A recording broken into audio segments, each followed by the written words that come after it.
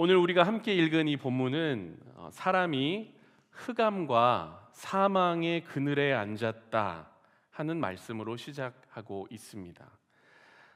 여러분, 사람이 흑암과 사망의 그늘에 앉았다, 이게 뭘 의미하는 걸까요? 좀 생각을 해보면, 또 상상을 해보면, 일단 이게 구약의 말씀이기 때문에 이스라엘과 하나님과의 관계를 지금 얘기하고 있는 겁니다. 하나님의 백성이 하나님으로부터 멀어져 있는 상태, 곧 사람과 하나님의 관계가 지금 틀어져서 그 상태 그대로 가만히 놓여 있는 걸 뜻합니다. 하나님의 심판대 앞에서 등을 돌리고 얼굴을 가리고 앉아 있는 모습을 우리가 상상하게 됩니다. 이 구약의 말씀을 오늘을 살아가는 그리스도인의 관점에서 보면 우리가 신앙생활하면서 특별히 하나님과의 관계가 틀어져 있는 상태를 그대로 유지하는 모습을 생각해 볼 수 있겠습니다. 언제 이런 상황 가운데 우리가 놓여 있다 할 수 있을까요? 이렇게 얘기할 수 있을 것 같습니다. 죄의 상태에 우리가 그대로 누워 있는 거, 죄 가운데 거하려고 하는 우리의 둔한 몸과 마음을 뜻하는 겁니다. 흑암과 사망의 그늘이 이렇게 쭉 드리워져 있는데 그 그늘 아래 내가 이렇게 누워 있는 모습을 생각하면 됩니다. 바로 이어서 또 뭐라고 나오죠? 본문에서 10절에 보면 곤고와 쇠사슬에 매였다. 어려운 단어들이 계속 나옵니다. 이 말씀은요, 하나님 앞에서 죄를 지으며 관계가 지금 깨어진 상태 그대로 가는 걸 뜻합니다. 처음에는 죄의 늪에 발을 담그는 것에서 시작을 했습니다. 근데 어느덧 그 늪이 발목까지, 이 무릎까지, 허리까지, 그리고 나중에는 턱 아래까지 차올라서 이제는 어떻게 됩니까? 그것 때문에 꼼짝달싹 못하게 매여 있는 그 모습을 지금 여기서 얘기하고 있는 겁니다.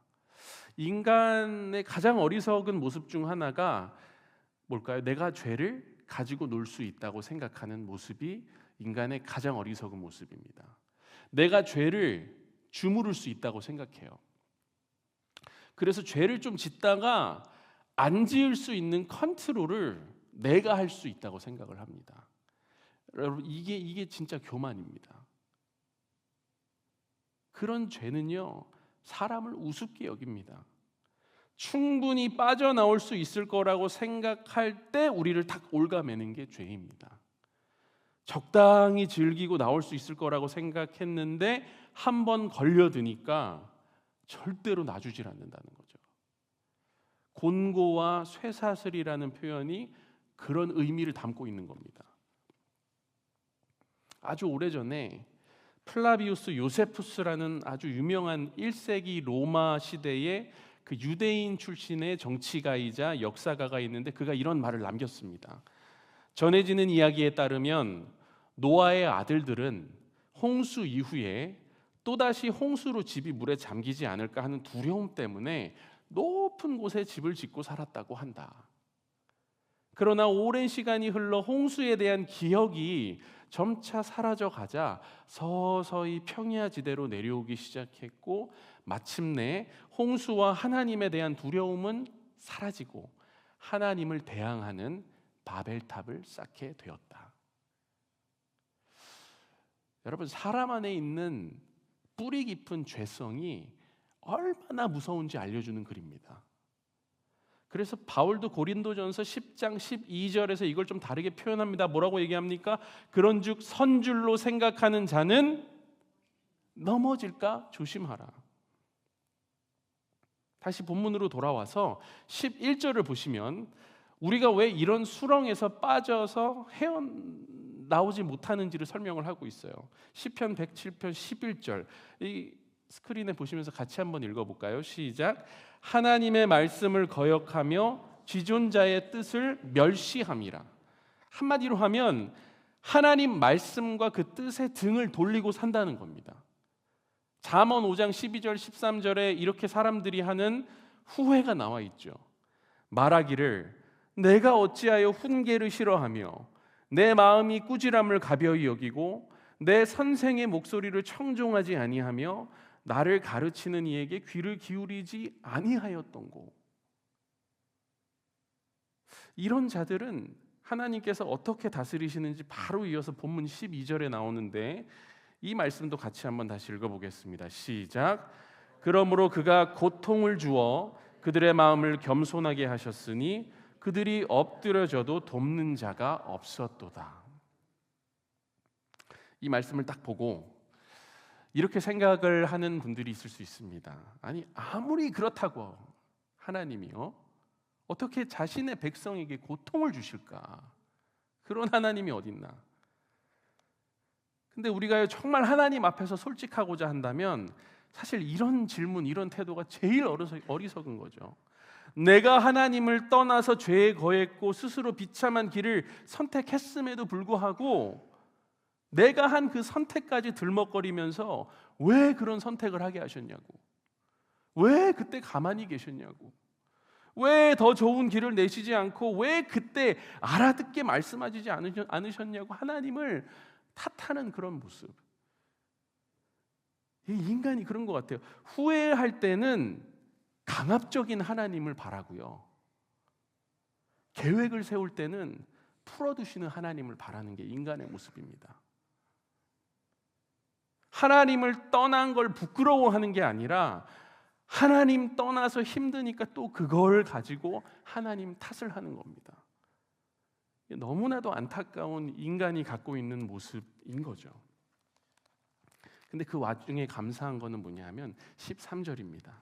우리가 그런 환난 중에 여호와께 부르짖음에 하나님께서 어떻게 하신다고 나와 있습니까? 그들을 고통에서 구원해 주신다고 나와 있어요. 그러니까 불평하는 자들에게는 이렇게 해주실 수도 없는 거예요. 오히려 다 내려놓고 주님 앞으로 나아가서 부르짖을 때 우리 아버지 되시는 하나님께서 응답을 해주실 수 있는 거죠. 이제 그런 묵상을 해보는 거예요. 맞아요. 우리가 하나님께 등을 돌리고 하나님 탓을 하는 순간들이 우리 인생에서 반드시 찾아올 겁니다. 그럴 수 있어요.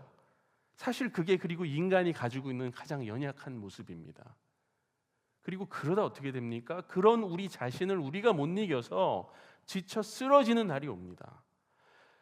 그래서 막 기어가면서 하나님께 울부짖는 그런 때가 찾아온다는 거죠. 그러면 하나님은 그 소리를 듣고 외면하시는 하나님이 아니시라 부족한 우리의 모습에도 불구하고 불쌍히 여기신다는 그 은혜의 말씀이 여기 나와 있는 거예요.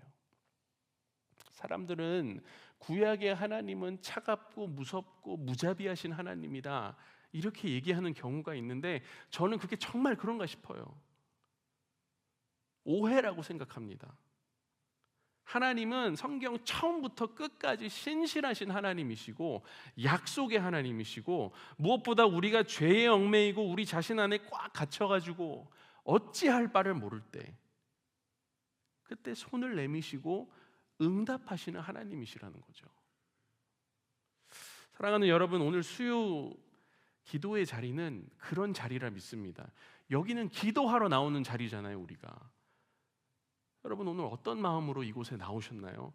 다른 거 하려고 여기 나오시면 안 되는 거예요. 수요 기도회이기 때문에 여기는 기도하러 나오는 거죠. 그래서 그 마음의 상태가 여러분 어떠하든지 간에 또 어떤 상황에서 나오셨든지 간에 오늘 우리가 기도하는 시간에 다시 돌이켜서 하나님 아버지를 부르짖고 붙들고 기도하면 하나님은 우리의 울부짖음을 결코 외면치 않으실 줄 믿습니다. 그런 하나님을 오늘 이 저녁 여러분과 제가 만나게 되기를 간절히 기도합니다. 더 은혜로운 말씀은 그 다음 절 14절의 말씀이에요. 함께 읽어볼까요? 시작. 흑암과 사망의 그늘에서 인도하여 내시고 그들의 얽어맨 줄을 끊으셨도다. 이 모습은요, 감옥수가 사슬에서 풀려가지고 이제 해방을 경험하는 장면입니다. 10절에서 사람이 흑암과 사망의 그늘에 앉으며 곤고와 쇠사슬에 매였다고 했죠. 영적으로 육체적으로 사람을 묶고 있던 단단한 사슬을 하나님께서 이제 끊어버리신다는 거예요. 이 사슬은 하나님만 끊으실 수 있는 것이지 사람이 끊을 수 없습니다. 혹시 우리 가운데 어떤 고질적인 죄 가운데 있거나 습관적인 죄 가운데 있는 분들 계십니까? 그것이 다른 사람들 앞에서는 드러나지 않을 수 있지만 나와 하나님의 관계에서 그게 명백하다면 그걸 혼자 끊어버릴 수 있다고 생각하시면 안 되는 거예요. 그럴수록 죄 앞에서 자기 자신에게 더 절망하게 되고 더 깊은 수렁에 빠질 뿐이죠. 그런 속성의 죄는 하나님께 가져가야 그 사슬이 끊어지는 겁니다. 하나님께 부르짖어야 끊어지는 거예요. 하나님께서 은혜를 주셔야 끊어지고 거룩하신 하나님 앞으로 내가 나와야 끊어지는 거예요. 아무리 오래된 죄라도, 아무리 강력한 힘을 옭아매는 죄라도 하나님 앞에서는 해결받을 수 있다. 그래서 시편 기자가 계속해서 15절에서 뭐라고 합니까? 여기 15절이 혹시 화면에 나오나요? 네, 한번 같이 읽어볼까요? 여호와의 인자하심과 인생에게 행하신 기적으로 말미암아 그를 찬송할지로다. 기적이라는 단어가 나오는데 뭐가 기적입니까? 사람이 할 수 없는 일을 하나님께서 하시는 걸 보는 게 기적인 거예요. 나를 묶고 있던 사슬이 끊어지는 거, 죄의 달콤함보다 하나님 말씀이 더 달게 느껴지는 거, 악습이 끊어지고 거룩한 습관으로 바뀌는 거, 변하지 않을 줄 알았던 사람이 변하는 거, 이게 기적입니다. 이게 인생에게 행하시는 하나님의 역사죠. 제가 하나 말씀드리고 넘어가면은, 여러분 이런 말을 저는 굉장히 싫어하는데, 사람은 안 변해. 여러분 이런 말이 교회에서 들리면 그 말을 하는 사람 말을 일단 듣지 마세요. 네. 여러분 특히 목사 입에서 사람 안 변해라는 말이 나오면 그 사람은 거리 둬야 되는 사람입니다. 죄송하지만, 왜냐하면 그런 분들은 인생 경험은 있어도 하나님 경험이 없는 거예요. 자기가 하나님 앞에서 변하지 않으니까 그런 말을 하고 돌아다니는 겁니다. 예수 믿고 사람 변하는 걸 믿지 않으면 여러분 왜 목사를 하고 왜 교회에 나옵니까? 성경에서 하나님이 그런 변화시켜 주신 그 수없이 많은 사람들은 그 왜 성경에 나오는 겁니까? 사람이 어떻게 안 변한다고 얘기할 수 있냐고, 교회 와가지고. 그러니까 우리가 신앙인으로 살아간다는 거, 믿는 자로 살아간다는 거는 무조건 변화를 동반할 수밖에 없는 거예요. 그게 가장 원초적인 복음이자 신앙 1번지입니다. 예수 믿으면 변하는 거예요. 물과 성령으로 거듭난다. 거듭나는 게 뭡니까? 다시 태어난다는 겁니다. 변한다는 거예요. 변화 가운데로 내가 들어가는 게 신앙입니다. 나도 알지 못했던 나를 발견하는 게 신앙입니다. 하나님께서 나를 다듬어 가시는 게 신앙이에요. 그러니까 둘 중 하나일 뿐이지만 변화는 무조건적으로 임하게 돼 있어요. 단기적인 변화 아니면 장기적인 변화. 사람의 성향과 하나님께서 인도하시는 유형에 따라 다를 수 있겠지만 믿는다는 것은 변화를 동반하는 거예요. 누가 저번에 그런 얘기를 해요, 저한테. 양육 그런 거 교회에서 해봤자 아무런 소용 없어요, 목사님. 사람 안 변해요. 그러니까 죄송합니다. 제가 좀 흥분을 했죠, 오늘. 그러니까 그런 마음으로 양육을 하니까 안 변하는 거예요. 자기도 안 변하고 남들도 안 변할 거라고 전제를 깔고 양육을 하니까 뭐가 되겠습니까, 그게? 목사가, 인도자가 사람을 변화시킵니까? 그게 아니죠. 하나님의 임재를 구하고 성령께서 어떻게 그리고 사람들을 변화시킬지 기대하면서 마음을 열고 양육을 통해 단기적이고 장기적인 변화를 추구하면 거기에서 하나님이 선한 일을 만들어 가시는 거죠. 사람이 변하는 기적을 체험하는 저와 여러분이 되기를 원합니다. 내가 변하는 기적을 체험하는 저와 여러분이 되기를 원합니다. 그리고 나서 이제 16절이 나오는데, 이게 16절부터 22절까지는 지금 우리가 함께 나눈 내용이 이게 마치 이게 시편이잖아요. 시인데 단락이 지금 반복된다고 보시면 돼요. 그러니까 같은 얘기를 하고 있습니다. 16절 보세요. 하나님께서 논문을 깨뜨리시며 쇠빗장을 꺾으셨다고 말하죠. 사슬을 풀어주셨다는 내용과 같은 겁니다. 17절, 미련한 자들이 죄를 따릅니다. 그에 대한 결과 역시 고난. 그러니까 자기 자신을 어려운 상황으로 몰아가는 인간의 그 어리석은 모습이 또 나오는 거예요. 반복이죠. 18절, 그들은 그들의 모든 음식물을 싫어하게 되어 사망의 문에 이르렀도다. 뭐예요? 자신의 앞에 먹을 것 같이 주어진 이 말씀과 겉면을 너무 쉽게 그냥 받아 먹을 수 있는데도 어떻게 해요? 거부하고 사망에 이르는 모습을 우리가 볼 수 있는 거고요. 19절, 결국 이런 상태에 놓인 인간이 고통 때문에 여호와께 부르짖고 하나님께서 은총의 손길을 내미시는 장면이 또 나오는 거예요. 그리고 마지막으로 20절, 하나님께서 말씀을 보내어 그들을 고치시고 위험한 지경에서 건지시는 모습이 나오고요. 결론이 어떻게 됩니까? 21절, 22절인데 요거는 한번 같이 읽어보겠습니다. 시작. 여호와의 인자하심과 인생에게 행하신 기적으로 말미암아 그를 찬송할지로다. 감사제를 드리며 노래하여 그가 행하신 일을 선포할지로다. 아멘. 인생에게 기적을 베푸시는 하나님, 그리고 그걸 노래하고 간증하는 사람의 입술. 사랑하는 연동의 가족분들, 우리의 삶이 이런 삶이 되기를 원합니다. 이제 말씀을 좀 정리하면서 또 마무리하기를 원하는데, 이번 주에 이제 이 설교를 준비하면서 그런 묵상을 해봤습니다. 우리가 왜 믿는 자들로 살아가면서, 내가 교회 다닌다고 하면서, 신앙인이라고 하면서 이 기적이라는 단어가 사실 조금 불편할까? 기적이라는 거를 체험하지 왜 못하는가? 우리는 잘 고민을 해봤어요. 왜 오늘 우리가 신앙하고 살아가는 이 세상에서는 기적을 잘 찾아볼 수 없는 것인가? 저는 이게 굉장히 근본적인 문제라고 생각을 하는데, 이렇게 말씀드리고 싶어요. 기적을 믿지 않으니까 기적을 경험하지 못하는 경우가 많은 것 같습니다. 참 단순하죠. 변화는 불가능하다고 생각하니까 변화가 되지 않는 거예요. 내 머릿속에 변화? 경험해보지도 않았고 본 적도 없어. 저건 불가능한 거지.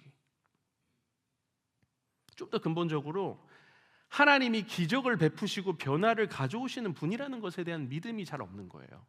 내 믿음은 다른 데 쓰는 거예요. 그런 데 쓰지 않아요. 그러니까 어떡합니까? 교회에 와서 당연히 부르짖지 않아요. 왜요? 변하지 않을 건데 뭐라고 부르짖어요? 목 아프게. 어차피 안 변할 건데. 붙드는 기도 하지 않습니다. 왜? 뭐하러 기도합니까? 어차피 불가능이 가능으로 변하지도 않을 건데 왜 기도해요? 회개 안 합니다, 여러분. 왜요? 회개는 내가 변하는 게 회개예요. 근데 변하고 싶지도 않고 그게 가능할 거라고 믿지도 않는데 뭐하러 회개를 합니까? 하지만 오늘 말씀 21절에 나오듯이 인자하심, 곧 변함없는 사랑과 기적은 오직 여호와께로부터 흘러나온다는 사실을 우리가 잊지 않았으면 좋겠습니다. 하나님께는 이게 가능한 일이라는 거예요. 예전에 이제 이재철 목사님의 책을 한 권 보는데 거기 어떤 내용이 있냐면, 대부분 그리스도인들이 회개를 잘못 이해하고 있다고 말씀하시는 대목이었어요. 왜 그런가 봤더니 자복하는 거랑 회개하는 거랑 이 그리스도인들이 혼용하고 있다는 거예요.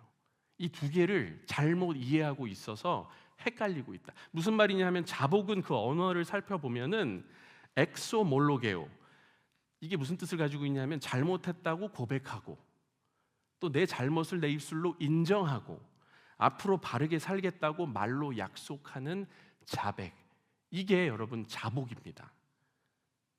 근데 자복을 해놓고 회개했다고 착각하는 거예요, 사람들이. 그럼 정말 회개는 뭘까요? 회개는 메타노이오, 180도 돌아서는 거, 길을 바꾸는 거, 움켜쥐고 있던 걸 놓아버리는 거라는 거예요. 이거는 여러분, 이거로 할 수 있는 게 아니라 뭘로 해요? 행동으로 하는 거죠. 그러니까 말로 미안하다고 하고요, 여러분, 계속 미안할 짓을 하면 그 사람은 회개한 거예요, 안 한 거예요? 그 회개는 아니죠. 회개한 거 아니죠. 이 한국 교회의 문제가 여러분, 저는 변화는 불가능하다고 생각하면서 변화에는 관심이 별로 없어요. 근데 입으로만 자복하면 평안하다, 괜찮다, 이 배를 두드리는 그리스도인들을 자꾸 만들어내는 게 문제라고 생각을 해요. 교회가 그걸 오케이 합니다. 여러분, 근데 그렇게 되면 어떻게 되냐 하면은 이게 영적 장애를 가져오는 거예요. 입은 움직여요. 너무 잘 움직입니다, 입은. 근데 나머지 신체는 딱딱하게 얼어붙어 가지고 사슬에 매여서 수면 상태를 취하는 것 같이 움직이지 않는 마비 상태가 된다는 거죠. 입만 움직이는 겁니다. 몸은 흑암과 사망의 그늘에 누워 있어요. 지금 곤고와 쇠사슬에 매여 있습니다. 근데 여러분, 입만 열심히 움직인다고 내가 그 그늘에서 나올 수 있나요? 절대 나올 수가 없죠. 어떻게 나오냐? 주님의 손을 붙들고 걸어 나와야 되는 거예요. 이 말씀을 붙들고 걸어 나와야 되는 겁니다. 여호와의 인자하심을 의지하여 나와야 되는 겁니다. 간증하는 삶을 살고자 내가 걸어 나와야 되는 거예요. 사랑하는 여러분, 우리 교회부터, 나의 삶부터, 내 주변에 있는 사람들부터 이런 기적을 경험케 되기를 원합니다. 그 기적을 위해서 우리가 이 밤 기도하며 나아갈 텐데, 우리 찬양팀 나오실 때 한번 서로를 쳐다보면서 이렇게 고백하며 기도를 준비하면 좋겠습니다. 앞뒤 우리 양옆에 쳐다보시면서 이렇게 한번 고백해 볼게요. 하나님은 능치 못할 일이 없으십니다. 아멘. 우리 그 마음을 가지고 찬양으로 나아가도록 하겠습니다.